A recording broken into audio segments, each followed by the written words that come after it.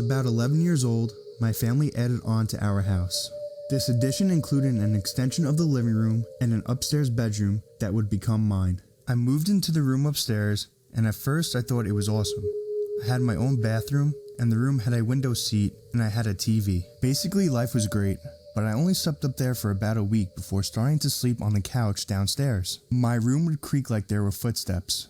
The handle of my door would jiggle at night, and during the day I would see shadows move from the corner of my eye while watching TV. Of course, my parents thought it was funny and that I was just spooked. They would say the foundation is just settling, that's why it creaks.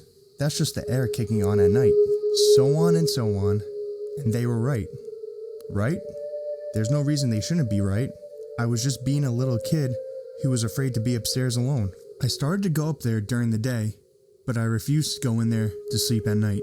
Weird things kept happening, but I made myself ignore it, until eventually I decided to give him a name. Frank. Frank the Ghost. And so he has been ever since. Every time something odd would happen, I would just blame it on Frank and laugh. It made me feel better. I did this until about age 14. I never told any of my friends at school about Frank, until one day my friend Paige came over to stay the night. I was downstairs in the living room watching the big TV and eating mac and cheese. From the corner of my eye, I saw a shadow walking down the stairs. The angle of the living room to the staircase is blocked by a wall, so you can't see the staircase itself, but you can see the shadow of someone walking down. I assumed Paige was coming downstairs from the shower and trying to scare me. "I see you," I said to the shadow on the wall. It didn't stop moving. "Paige, you're not going to scare me. I literally see you." The shadow stopped moving, turned, and went back upstairs.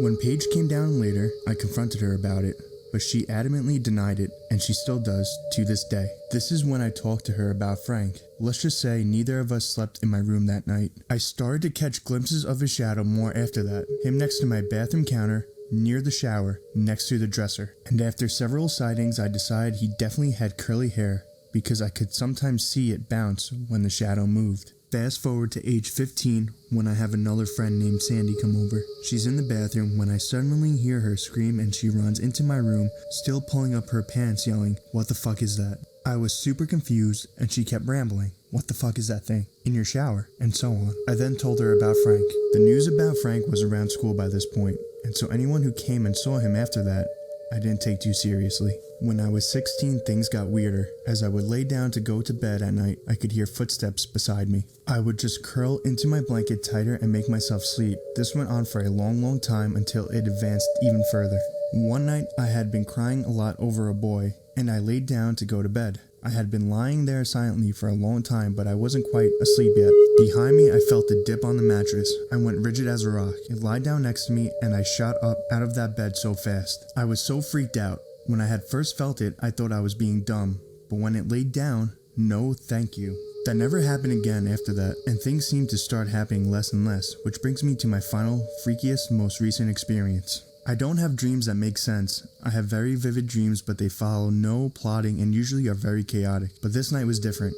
I had been crying again, and I fell asleep eventually. All I could see was his curls. He had dark hair, and he was holding my hand, leading me down some steps. When we reached the bottom, I saw a dim concrete room with an old couch in the center. Then we were on the couch, and he was just staring at me, and we smoked a cigar together. He didn't say anything, and I can't remember his face, but I remember his eyes. They were golden, bright gold, like if you took a sunset and placed it in his iris. Suddenly I was on the floor, completely nude, and he was beside me, his hands wet and covered in cigar ashes. He was painting around my body. When he was done, I could see myself from above. He had painted huge black wings around me from the ashes. Then he was above me, about to do something, but he stopped and said, "I just can't do it to you." And I woke up. I'm almost 19 now, and that happened several months ago. I don't live in that room anymore because I'm now in college, but I think about it sometimes, and I just wonder what exactly Frank is. Is he a figment of my imagination I've just held on to for some reason? Is he a spirit, a demon, something? Or has it always just been the house settling and my weird dreams?